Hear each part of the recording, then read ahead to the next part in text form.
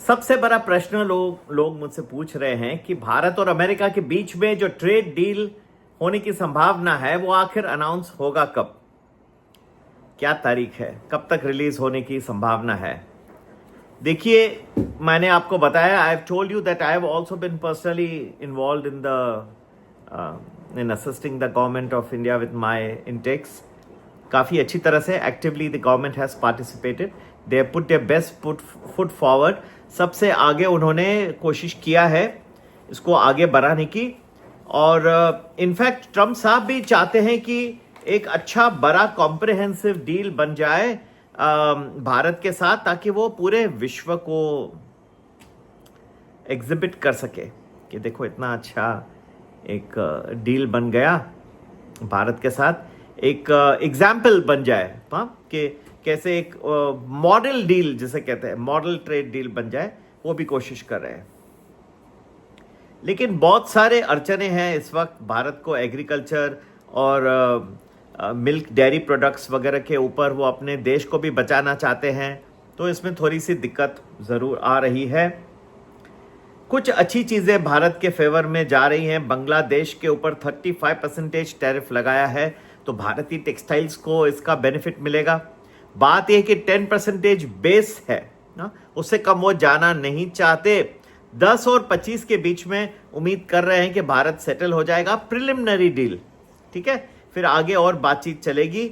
और बहुत इम्पॉर्टेंट है कि इस वक्त जो वियतनाम के साथ है 40% की बात चल रही थी, और वहाँ से घटा के 20% पे आ गए। यूरोपियन यूनियन के साथ भी एक करार उन्होंने कर दिया, 35% लगा दिया है। हाँ, अगस्त 1 तक अगर कोई डील नहीं है तो वो लागू ही हो जाएगा। लेकिन भारत को अगर दूसरे एशिया के देशों के सामने कम आ जाता है टैरिफ का रेट, तो बहुत ही लाभदायक होगा, ठीक है। तो ये मैं आपको कह सकता हूं कि भारत और अमेरिका के बीच में, और खास करके मोदी साहब और ट्रम्प साहब के रिलेशनशिप्स बहुत अच्छे हैं, और मुझे पूरा उम्मीद है कि वो कुछ फेवरेबल रहेगा भारत के लिए, ये मैं आपको कह सकता हूं। एक चीज जो भारत के विरुद्ध जा सकती है, और ये आपको भूलना नहीं और इसको आप नजरअंदाज नहीं कर सकते, वो चीज है कि ब्रिक्स के ऊपर उन्होंने कहा है कि मैं ब्रिक्स कंट्रीज जो हैं, जो हमारे अमेरिका के विरुद्ध जा रहे हैं, तो ओवर एंड अबाव में 25% उनके ऊपर सब में टैरिफ लगा दूंगा। तो क्या भारत को एक्सेप्शन कंप्लीट मिलेगा? नहीं लगता, कुछ वहां पे प्रॉब्लम आ सकता है। जो सबसे बड़ा डर मुझे लग रहा है कि इस वक्त बहुत ही एक मार्केट्स ऑल टाइम हाई में है विश्व में, खास करके अमेरिका में, क्योंकि टैरिफ कलेक्शन जो है बहुत अच्छा हो रहा है। मई के महीने में देखें तो $24 बिलियन था, 8.8% का एवरेज रेट रखे। जून के महीने में देखें तो $42 billion, that was tariff collection assuming a rate of 15.3%। July assuming 16.5% rate.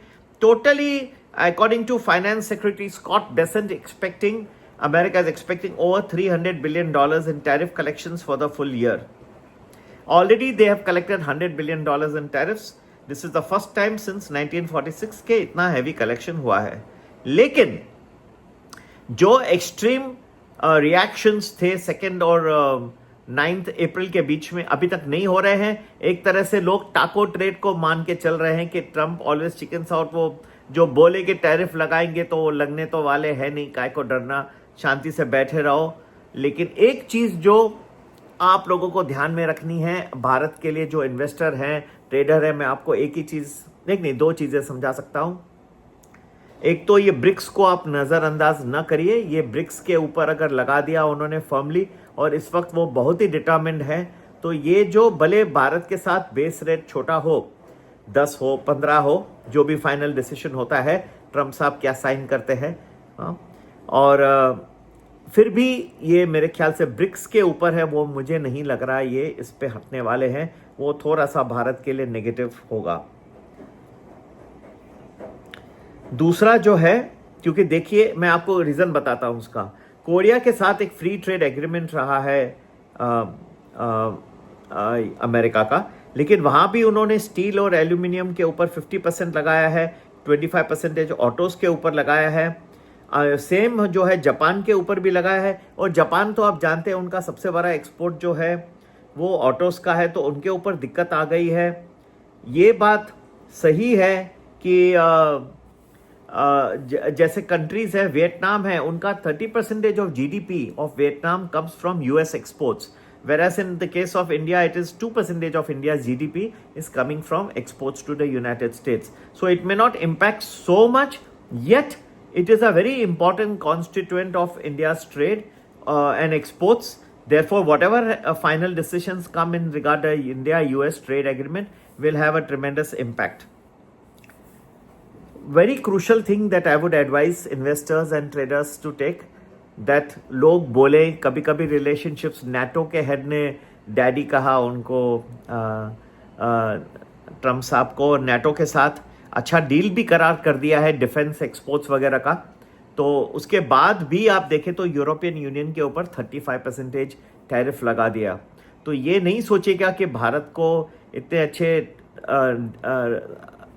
Very good relationships हैं अमेरिका के साथ इस वक्त, लेकिन फिर भी उनको क्या है कि पूरा छूट हो जाएगा, ये नहीं सोचना। अगर थोड़ा भी ज्यादा आ गया ब्रिक्स की तरफ, मार्केट लुढ़केगा, इसका चांस हाई है।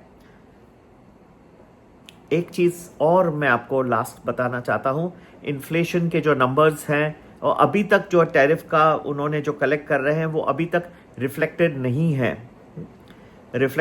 है, क्योंकि अब धीरे धीरे जो आ रहा है माल, जब तक वो शेल्व्स पे पहुंचे, कस्टमर, अभी कुछ कंपनीज तो खुद एब्जॉर्ब कर रही हैं, जैसे नाइकी है जो स्पोर्ट्स वेयर बनाती है, इंटरनेशनली फेमस कंपनी है, लेकिन थोड़े टाइम के बाद आप देखेंगे तो ये काफ़ी जो प्रोडक्शन हो रहा है ओवरसीज चाइना वगैरह में, और ये जो प्रोडक्ट्स आ रहे हैं इनके जो दाम है अब कस्टमर से वसूल किए शुरू हो जाएंगे, क्योंकि पुरानी इन्वेंट्री भी काफ़ी पड़ी थी, तो ये कंपनीज उसको यूटिलाइज कर रही थी जो टैरिफ्स लागू होने के पहले they had come with in the United states. All this will start changing shortly in a very short couple of months period of time, that may start reflecting and showing in the headline inflation numbers।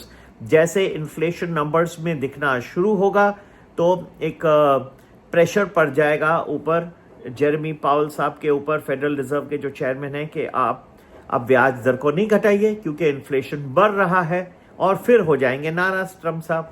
तो ये एक conflict बढ़ जाएगा, और मेरे हिसाब से inflation numbers अभी तक रेजिलिएंट हैं, इसलिए मार्केट रेजिलिएंट रहा है, इसलिए मार्केट जो है विश्व में गिर नहीं रहा है अब तक। ये जो एक्शन पैक जो आ रहे हैं 5.5 महीने, उसमें आपको बढ़त भी अच्छी दिखाई देगी, गिरावट भी अच्छी दिखाई देगी, और किस इन्फ्लेक्शन पॉइंट कहां से कहां सबसे ज्यादा इसके इफेक्ट्स गिरने के और बढ़ने के ज्यादा हैं। हमारा प्रीमियम प्लस ग्रुप जरूर ज्वाइन करिए। 2 हफ्ते भर का प्रेडिक्शन आपको एडवांस में और अच्छे मल्टीबैगर रिकमेंडेशंस भी देते हैं। सभी के लिए संपर्क करने का नंबर वही है 9820861044। नमस्ते, जय हिंद, जय भारत।